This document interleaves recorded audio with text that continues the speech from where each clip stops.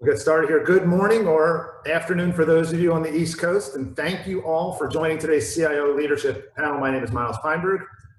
I am a co-moderator today from Synoptek, the leading IT management firm in the US, and that is my only commercial message right there. So our panelists today represent mid-market business in healthcare, financial services, and manufacturing that were each impacted in some way by COVID-19. And I think you'll find their leadership during these times insightful, informative, and even inspiring. I'm anxious to dive in. So before our panelists introduce themselves, I'll briefly explain how this session will work. Everyone except for moderators and panelists will be on mute. However, our staff will be looking at the questions that you submit on the chat window. We'll either ask those questions along the way, maybe we'll save them to the end. If time doesn't allow, we'll try to give you a written response after this event. We aim to complete this within about 45 minutes to an hour. So my co-moderator today is Bo Bray, our esteemed Southeast Regional CTO out of Atlanta. Bo, how'd you like to say hello and then kick this off? Hello, everyone. I'm Bo Bray, as Miles mentioned. I'll be co-moderating here with Miles today. Happy to have you all on with us.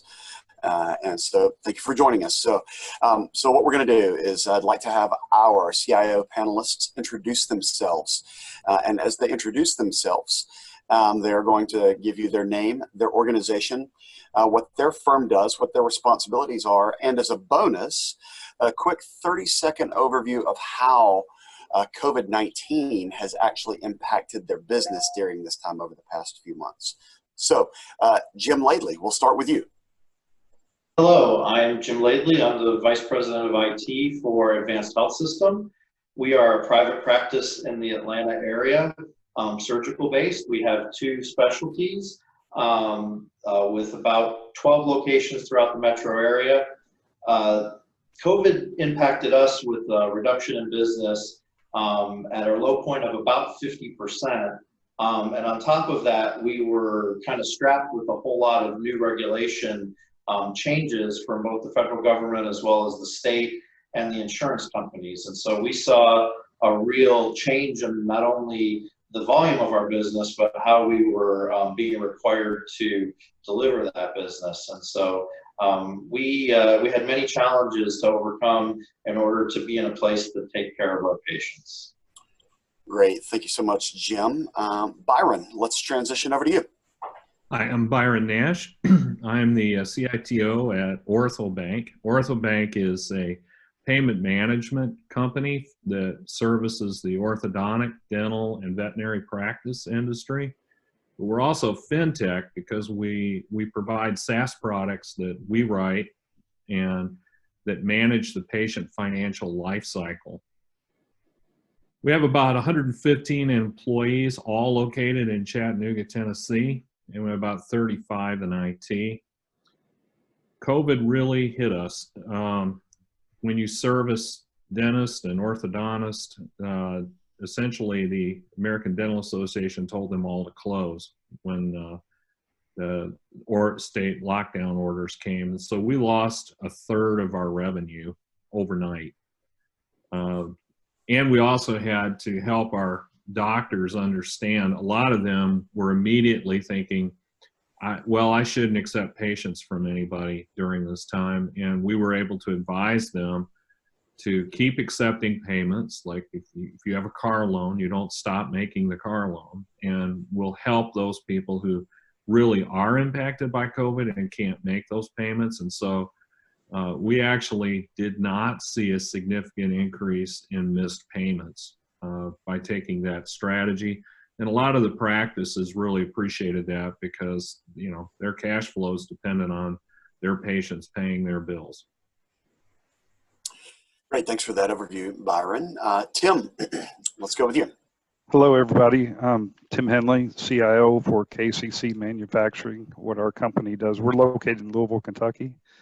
What our company does is we manufacture very high-end HVAC systems, very large systems that go on hospitals, schools, malls, things of that nature. We also build roof curbs and adapters, and that's a roof curb is what does all the roof penetrations for a HVAC system. And an adapter, if you want to retrofit a HVAC system, we build an adapter that goes on and allows you to replace that system very quickly. Does not you avoid the cost of the of displacing the roof or anything like that. COVID actually for us, and I'm thankful given listening to the other panelists, is our business has actually remained flat. One thing that has happened, we have been experiencing 30% growth year over year for 7 years, and remaining flat to me is very good. I mean, it's very difficult times, and to be able to do that, it's great. So just really the challenges of operating, since we do have to have the people on staff in-house, that's been a little bit difficult. Got it. Thank you, Tim. I appreciate it. So thank you all three for your introduction. So let's dive right into to our questions that we've got. Jim, I'm actually going to start with you specifically. So right out of the gate, you mentioned some of the challenges that the business was facing. Let's dig into that a little bit further. So what were some of the specific, unique challenges that you faced in continuing the operation of your business and keeping your employees working, whether that be, you know, someone in a clinic all the way up to a doctor? What were those unique challenges that you all faced? Sure. We have started to see immediate change to our business patterns when the recommendations started coming out at the federal and state level. So we started to see an uptick in patients that had appointments calling in to be advised as to whether or not we were still receiving patients, and if so, what steps we needed to take. We had to revise all of our clinic, how we receive the patients. So we started taking patients' temperatures outside of the clinic so as to not let an impacted individual in and impact other patients in the waiting room. We had to remove furniture from the waiting room. So there was a lot of kind of patient-facing things that happened. At the same time, we had a workforce that, while set up for some mobility, we had upwards of 100 employees that had offices with hard desks and desktop computers and hard phones and things like that. And we were basically asked to virtualize and move those people to work remotely within a couple of weeks, as we saw things headed that way throughout the world, not just healthcare or the industry. And so we actually made some changes where we bought some equipment, some more laptops. The supply chains had started to get very tight, as that was not an original idea, as every organization throughout the region was trying to mobilize their workforces. And so when we couldn't procure enough laptops for all of our employees, we dropped back and actually started procuring Wi-Fi adapters and helped our employees take their desktop computers home and put them on their home networks. And so we made preparations for doing that. We had to train people how to connect to their home networks. We had to fix their home networks. We did everything kind of soup to nuts to mobilize that workforce. At the same time, our doctors were ramping up telemedicine. That was not a part of our portfolio at that time. We had it on the roadmap for later in 2021, actually, for telemedicine. So we had to come up with a solution. Every physician practice in the country was doing the same thing, and we found that the commercial products could not come online fast enough. And so we actually developed our own telemedicine platform utilizing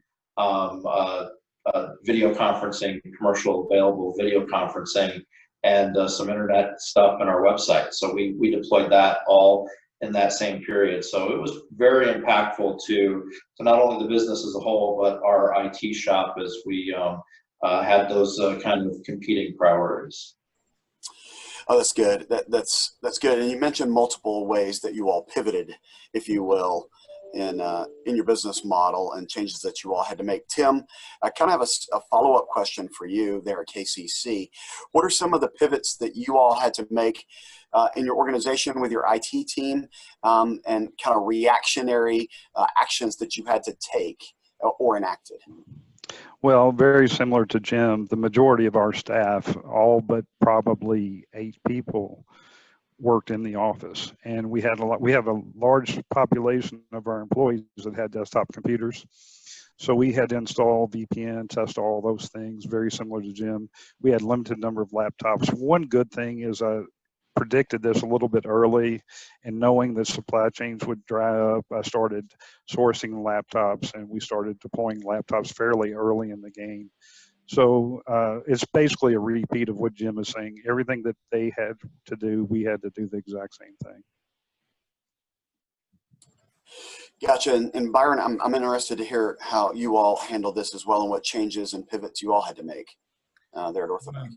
I think one thing that happened when I became CIO a couple of years ago, I was challenged because we had a call center, and our CEO said, we can never be down. Living in Chattanooga, if you have a snowstorm, and that for somebody coming from the Midwest, 2 inches of snow doesn't seem like a snowstorm, but it shuts the city down. And we have mountains around here, and so people can't necessarily get to work.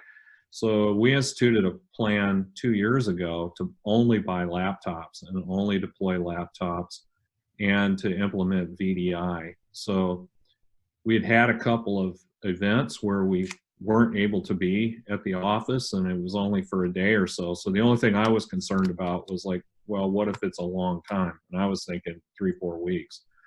But we were able to do the work from home easily, and partly because we didn't have to buy any laptops. We already had that plan in place.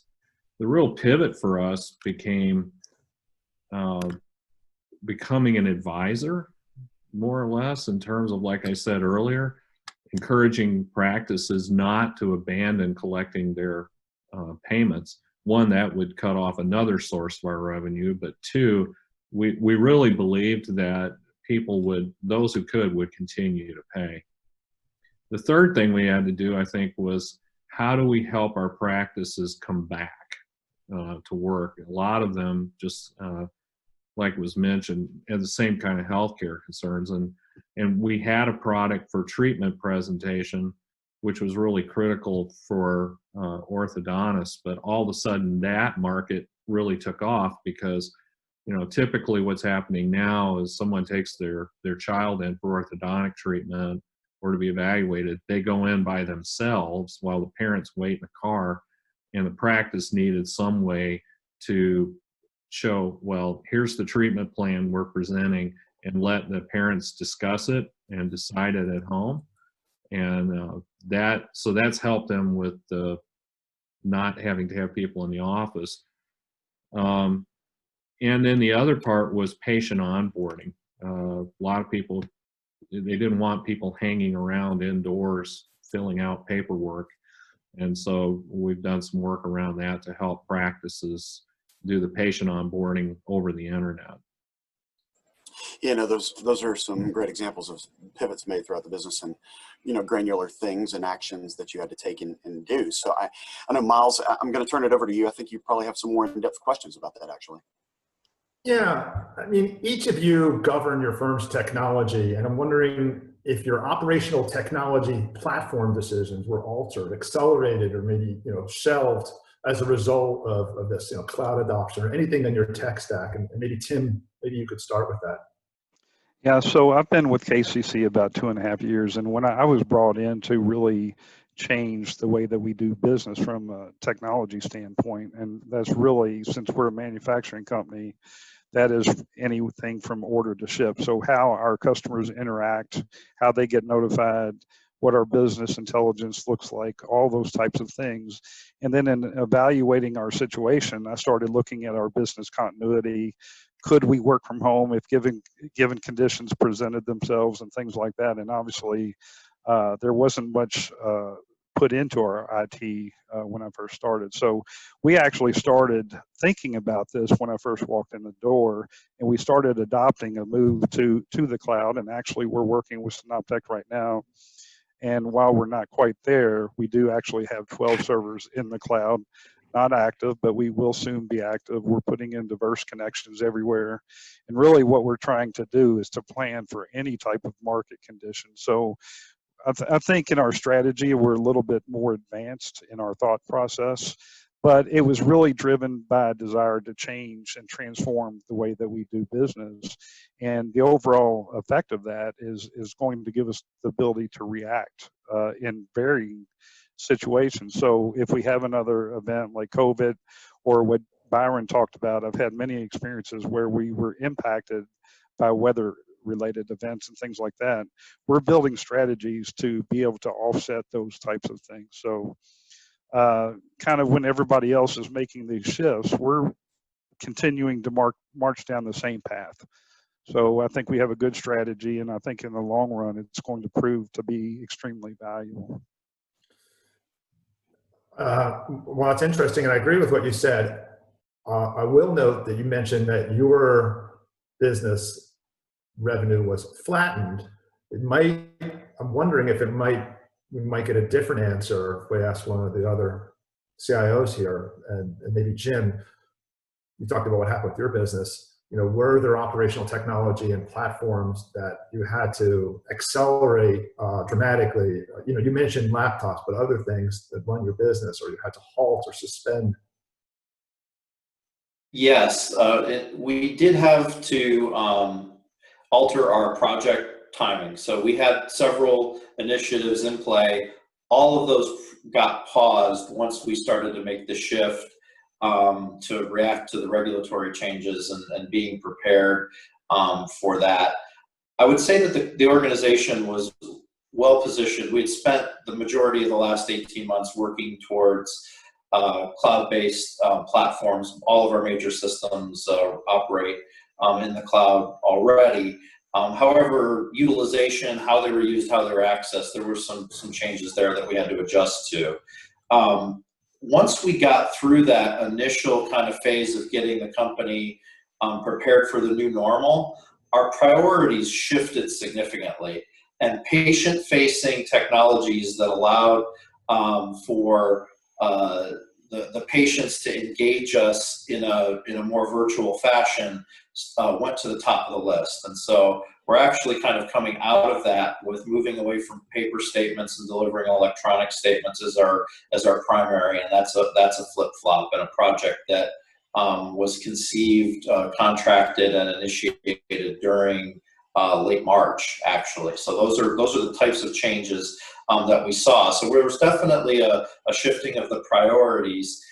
We worked very hard for anything that we were working on that was deprioritized to put those things on the shelf cleanly, so that we don't lose the investment or momentum in those. And so we had some CRM projects and other types of projects that we've kind of gracefully paused so that we can get the patient-facing electronic statements, patient reminders, new call center platform, things like that going. And we actually have more go-lives now scheduled at the beginning of Q3 than what we originally had on our timeline, and it's because of the pivots that were made during what we refer to affectionately as the COVID period. The fact of the matter is that people did stop getting sick, but they watched CNN and their local news every night, and it made them afraid to kind of go out.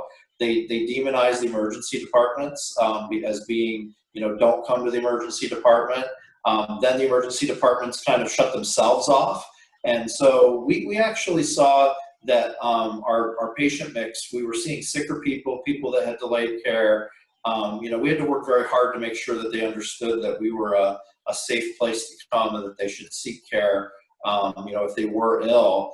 And we actually started shifting surgeries that wouldn't normally be done in the ambulatory surgery center for insurance reasons. The insurance company started to work with us, and we actually started doing cases in our surgery centers that are pretty much exclusively done in the hospital right now. So we're actually seeing a shift or a change in healthcare in general. The highlight of that is that we actually started doing robotic surgery in an ambulatory setting for prostatectomies for patients with prostate cancer. Prostate cancer wasn't going to wait for the health emergency to be over, and so we really made significant adjustments in supporting the business to be able to do those things. I want to kind of play off your thoughts about people tuning into the likes of CNN and mass media and the fear, uncertainty, and doubt that created, and maybe target this question to Byron and Jim as your businesses were impacted more. Because for many, COVID did cause this knee-jerk reaction, in personal life and in the business world. And I think this is where strong leadership really comes into play. So maybe starting with you, Byron, like, how did you prevent heading in the wrong direction in this emotional aftermath of the crisis? I think the key thing was we had adopted a strategic plan for IT that was aligned with the business's objectives, and sat down with the partners and the CEO and said, we are going in the right direction. This is not something that we want to pull back from. For those who don't know, we were on 20-year-old systems that were actually written by our CEO, and they were all written in-house. And he kept asking, why is it that I could deliver things so fast back in 2000 and you guys can't? And we're like, well, the application architecture is really bad, and it's hard to tell your boss that when he wrote it. But that to do the kind of quick delivery to market or faster to market, we can't do it with what we have. So we adopted a cloud first strategy. So with, Miles, from our experience, that we had a sales CRM kind of in the software, and we elected to go to Microsoft for our financials and for CRM. But at the same time, we looked at the architecture, worked with Gartner and some others to set up a mesh application architecture, and invested in some platforms to help us achieve that. One of those was a low-code platform. And what really came out of it is people saw that we had some things we needed to do for practices in a hurry, and we were able to build on platforms we'd already moved to that low-code platform and deliver in like a couple of weeks. And I think they saw, wow, okay, this is what you guys meant by application architecture. But the owners and myself and the CEO, we said, we're not pulling back.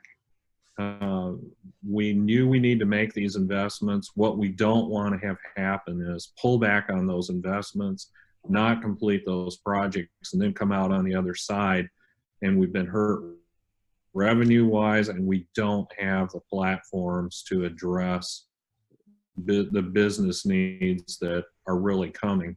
I think the way that we have looked at it is like you're trying to cross the street, you look at your competitors, both sides, look both ways, you think, I'm doing okay, and then an airplane falls out of the sky and kills you because there's some other competitor that you didn't even know about and entered the market. And, the decision was, this is the right path, we need to keep going with it. I love that message of sticking with the path. And then you also proved out that the direction which was looking to see. One thing that's interesting about Orthobanc was Orthobanc has never borrowed money, ever. And so when this crisis hit, we're in a pretty excellent cash position, and we didn't have a lot of long-term liabilities to deal with. And so we were fortunate we could weather the storm. So we never laid any employees off. We kept the investments going, and we kept pushing forward. Fortunate. Jim, same question to you. You have this fear, uncertainty, and doubt. Elective surgeries disappear. And you have to apply strong leadership. I mean, how did you keep the business going in the right direction and avoid kind of a knee-jerk reaction potentially? We started with what we refer to as a COVID task force well before. I think that one of the other panelists mentioned that they predicted early on. Our people leader and our physician leadership similar. They saw the writing on the wall with issues that were happening abroad, and knowing that it was going to be next to impossible to keep that from coming to the U.S., especially being here in Atlanta with the airport. We tend to see those types of things come through just because of that hub. And so we started very early on taking a more granular look at our business than what we would normally do. So historically, we might have looked at quarters and months as at the most granular level, with appointments being set and surgeries being performed and things like that. We very quickly saw that we were going to have to get to the day by day to make good decisions, good business decisions, because with the size and scale of our practice, a 50% reduction in business, we were not so fortunate as to not have to furlough employees, and we were impacted financially. So as we looked at those day-by-day kind of business intelligence reports, we started to apply pressure to where we could positively impact that. So if we had patients that were canceling due to a fear factor or something like that, we actually got our physicians that had newfound time, because half of their slots had opened up, to start calling the patients directly and counsel them on whether or not the risk of letting their current issue wait out the pandemic issues was in their best interest, or if there was a risk reward for that patient to come into the office to see the doctor. And sometimes it was a minor issue and it didn't make sense, and we put those appointments out several weeks or several months. Sometimes it was pretty urgent, and it was like, hey, I've got time. Telemedicine was a big component of that. We went from 0 to 400 plus telemedicine encounters in a week, basically. And so we started seeing patients using technology in a way that that we wouldn't have had the capacity to do before. And being a surgical practice, that doesn't come natural. I mean, telemedicine lends itself to primary care visits, minor issues, but kidney stones, sometimes it's a little hard to diagnose that over a video chat without the diagnostic tools that our physicians have in the office. So that kind of task force mentality, there was a point in the middle of this where the leadership team was meeting every day, 7 days a week. We committed to the staff that we would make no decisions fewer than 7 days out. So when we convened over the weekend, we were making plans for the week following the week coming, so that we didn't adjust too fast, because the human instincts was to make the adjustments fast. And we found that that was not really the best thing for the business. And we kind of paced ourselves by making those decisions with a week lag time.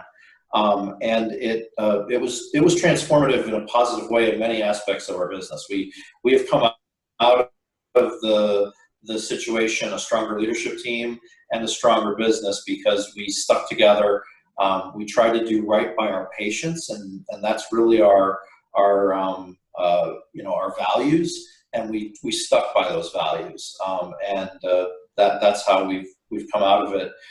June is actually shaping up to be our busiest month on record, and we attribute some of that to pent-up demand, but also to just coming out with a business firing on all cylinders. Fantastic.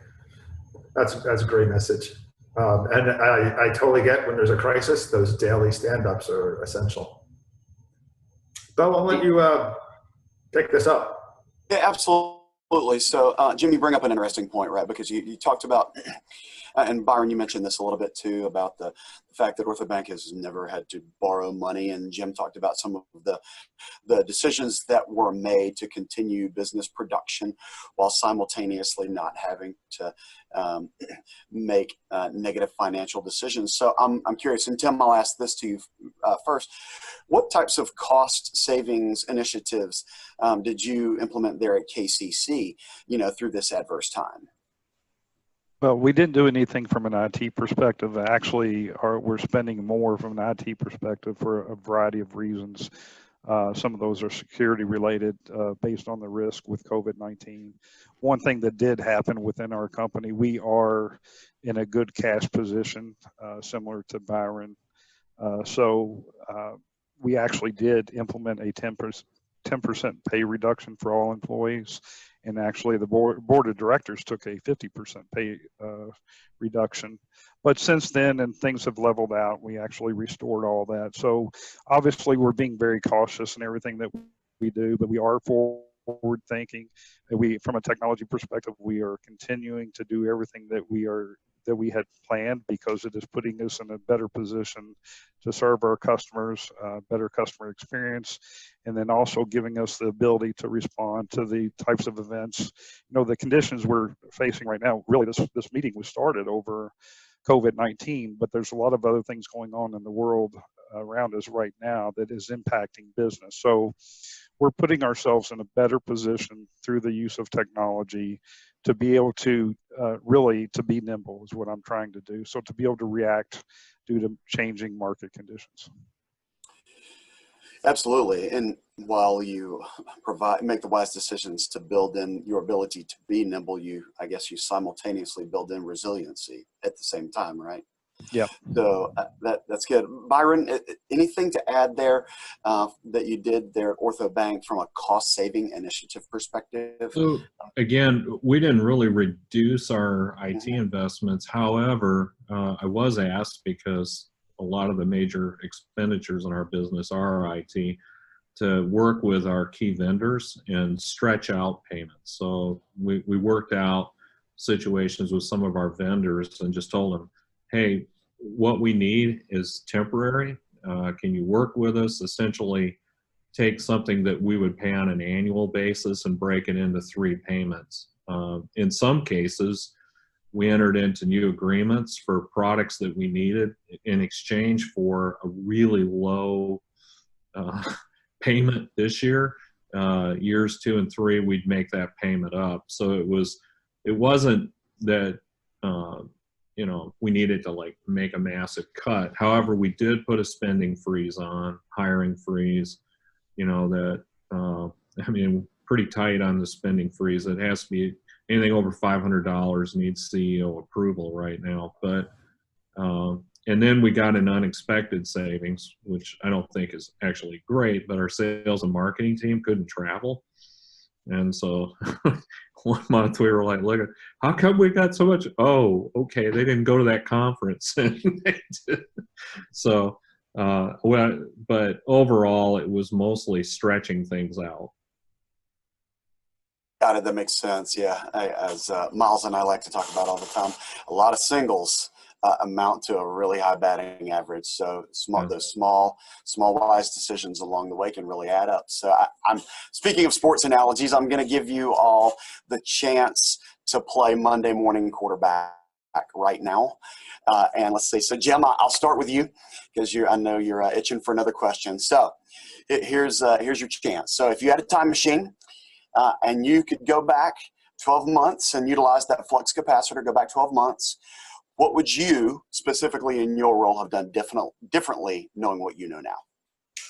It would definitely be focused on people. So I think that we had been so focused on technology and making sure that our cloud initiatives were well executed. We had a migration to Office 365 off of G Suite in late 2018 that kind of positioned us well from an Office Suite perspective for geo independence. Our primary business systems had moved to the cloud in 2019. So the technology was there. We were able to move the people home with their computers.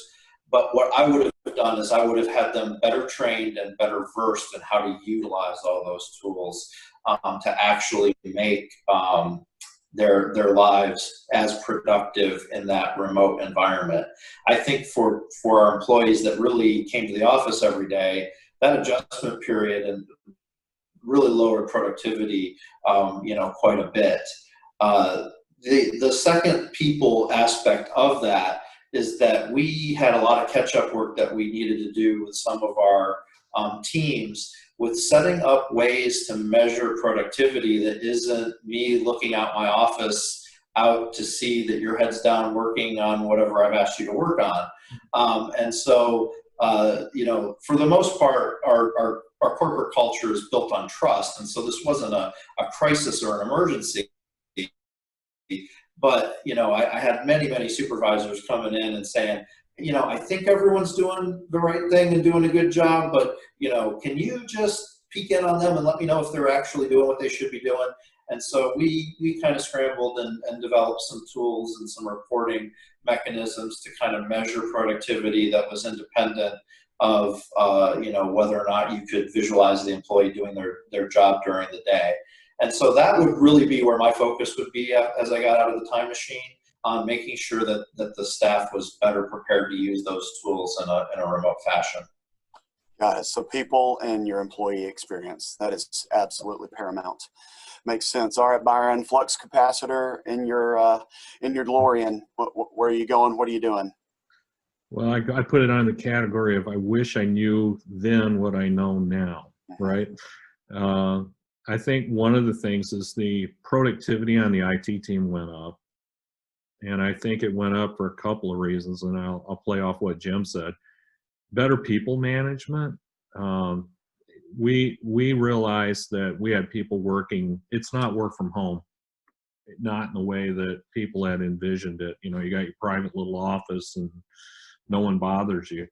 These are people that suddenly had their entire family in the same house with them and couldn't go anywhere. And so they had kids online going to school, and they had two parents that are working two different jobs. So I wish I had known more about how to help them set up their home for work from home, because they were maxed out in a lot of cases. But I think emotionally, you know, you talked about the fear factor of what they're hearing on the news. We adopted a program that our managers called each employee twice a week. One call was about their work. The second was, how are you doing and how can we help you? How are you managing? Because in some cases, you know, when especially like, well, I didn't buy any toilet paper and I can't find it, right? You know, things like that. But I think now what I've learned is that shorter meetings and checking in with people more often, each individual, probably actually has a payoff in terms of productivity. Got it.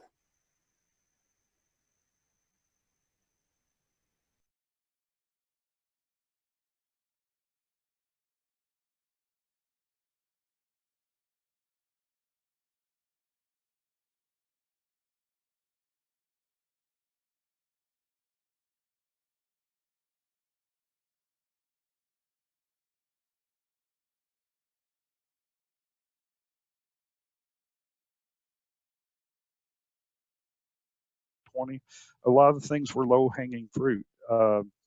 We had Skype, but we wasn't utilizing it. So we implemented Skype right away. We're talking 2 years ago, 2.5 years ago. That is paying dividends now. We started implementing laptops. Nobody had laptops, so that is paying dividends. So there's just a whole variety of things. And like I said, it's a repeat of what Jim and Byron is saying. So we're all in this thing together, and collectively. The one key thing too, I will say, from an IT standpoint, my team has improved.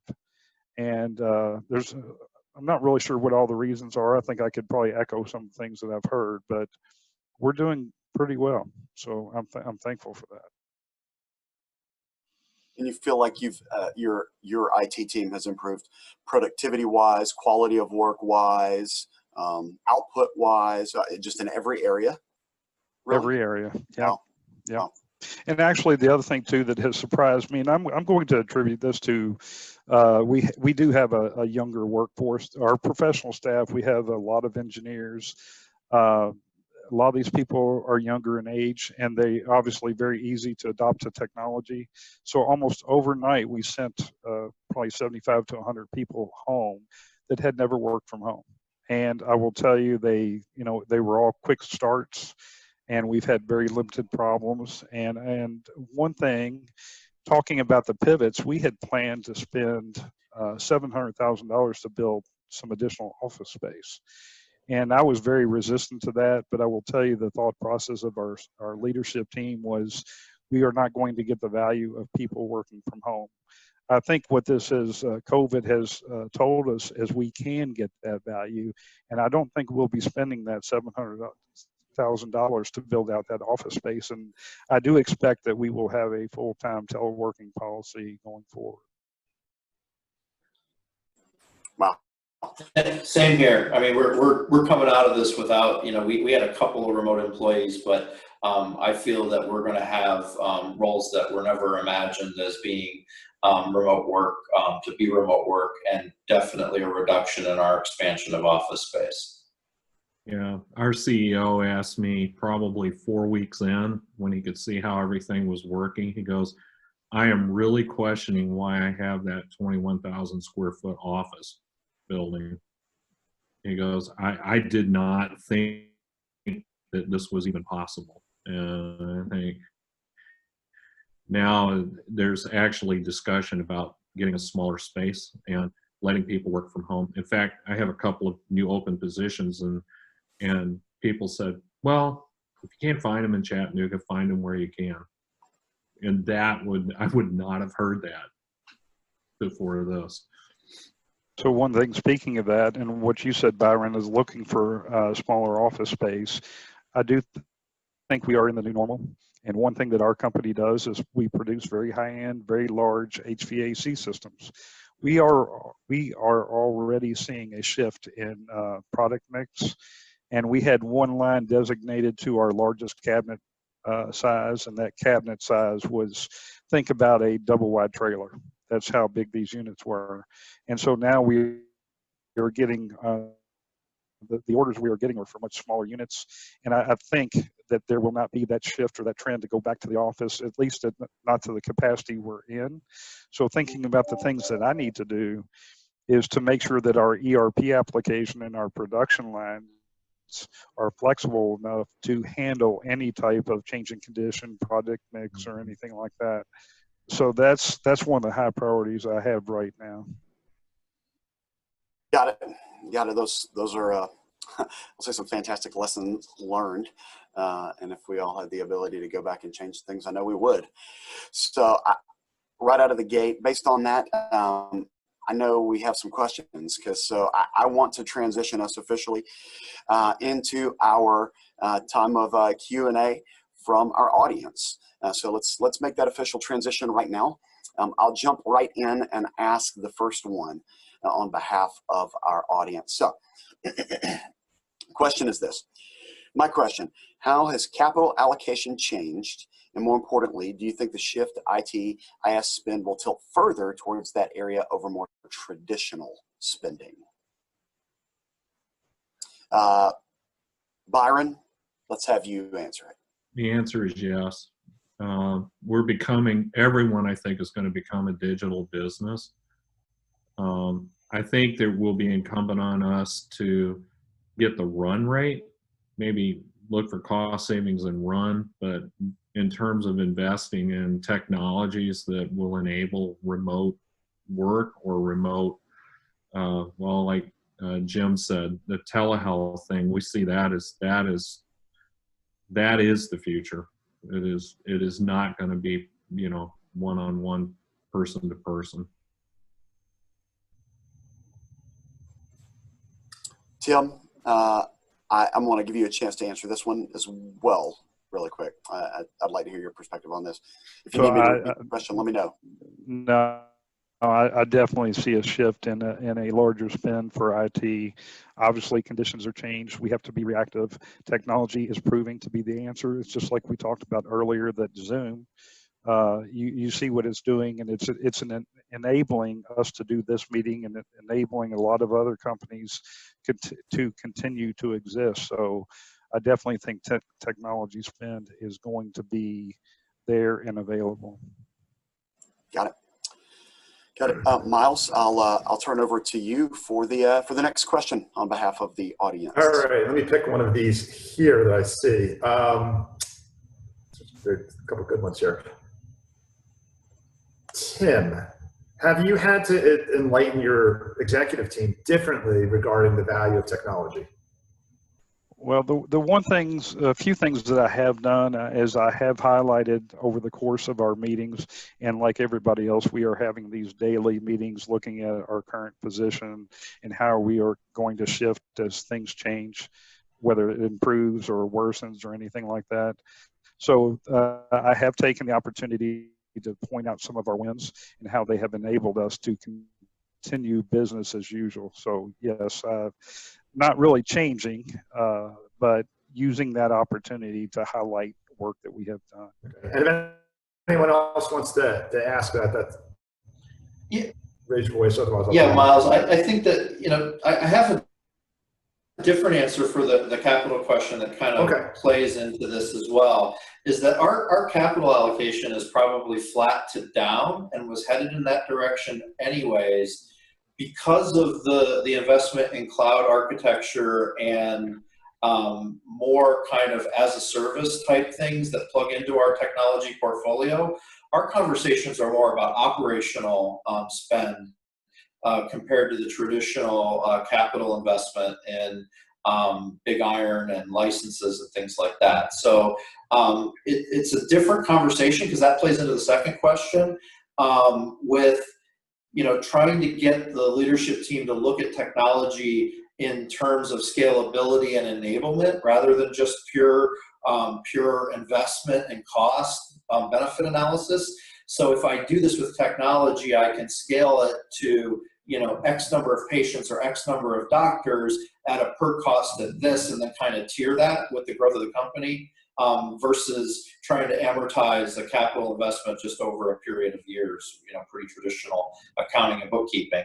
And so I would say that that accelerated into the pandemic era, because we were being more granular with our analysis of everything from dollars to patient appointments and everything in between. So any proposals brought forth were very highly scrutinized at the executive level. I think I heard $500 was one of the thresholds, not dissimilar in our organization. So those conversations were very different, because it was about, what is this going to enable us to do? Potentially, can I keep the staff that I have but grow my capacity without having to grow the staff at the same rate? And look at things through that lens. So it was a big shift for us. Yeah, and it's never an easy exercise to, you know, explain up how to rationalize some of the things that we understand make complete sense. So kudos to you. There's a couple more questions, and that's all we have time for. This one is almost rhetorical, but Byron, to you, is the lesson maybe when there's disruption, is it better not to minimize and keep the lights on, but maybe use this as an opportunity to accelerate your digital strategy, beat the competition when demand signals increase, and come out competitively advantaged? I think you have to accelerate. The issue is that if you sit on your hands, there's a competitor who decides not to. And, you know, I think that's probably the great lesson from the digital age, as it is anyway, is that if you don't move, someone else will. And, you know, your customer base is, we've been fortunate to have a pretty loyal customer base. We retain customers for 10 years or more. But there are competitors out there with products that, you know, well, why aren't you doing this? And so you can't sit on your hands. You actually have to move ahead. And I think sometimes when there's a downturn, that's an excellent time to move ahead. That could better position you. Yeah, I love that. I love that message. Does anyone else, if anyone else wants to add to that or lesson, or well, one comment I would have, and this is just one of my soapbox items. We were talking about spend and capital spend and all those different types of things like that. I don't think a lot of companies and people in leadership, especially in like my type of position, are looking at their spend and making sure that they're controlling the spend, having the conversations with the vendors and making sure that you're getting the best pricing. I think way too often we are reactionary. I can remember, I think it's back in 2008 or 2009 when we had a financial crisis. I remember our company saying, hey, go out and get 10% from your vendors.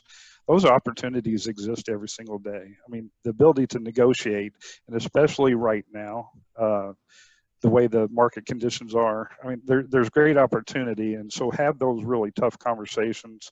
You know, sometimes they are difficult. They say, hey, it's going to cost X. I promise you, you can get it for Y. So I think that is a really critical point, not just for, just the ongoing types of things or the future type things. I think you need to do it in your daily habits.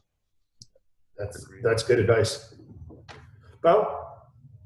We've got time for one more audience question here, so let me ask this. So once the worst is over, what shifts in strategy and priority need to occur? Once the worst is over, what shifts in strategy? Are you asking this to? This is going to go to Jim. Yeah, so we've already, we also didn't kind of completely retract from a strategy and growth perspective. We actually found that we were the only people negotiating for additional leased physician practice space in the April timeframe. So we're actually opening three new locations over the next 8 weeks. Which was kind of part of our long-term growth strategy, but it was something that we reeled in and accelerated it because we felt that the opportunity to capture that space at a lower price point was there, and it would also help us kind of recapture the volume of additional patients in different physical locations. So we definitely kind of accelerated towards that, and now that mind shift of making sure that you're doing that and getting back to your long-term strategies, but also making sure that you're better prepared for the potential for a second wave, or it's been a crazy 2020 all the way across the board, some other impact, and making sure that we don't lose the lessons. Not only are we resilient, but we're wiser and we're smarter and we're better prepared for anything that would cause a like fashion impact to the business. All right, gentlemen and participants, we are at the end of our time. This was very insightful. I love the discussion. Hopefully, as panelists, you enjoyed it as well, and as visitors. If you found this valuable, please register. We have a different session in 1 week from today. That will be the only other one that we're doing. A huge thank you to our CIO panelists, Jim Laidley, Byron Nash, and Tim Henley, for their time and inspiration to us all. I also want to thank my co-moderator and partner in crime, Mr. Bo Bray. Thank you, Tiffany, for making this entire event a reality. And thank you to our visitors for attending today. Goodbye, everybody. Thank you. Goodbye. Thanks, everyone. Thank you.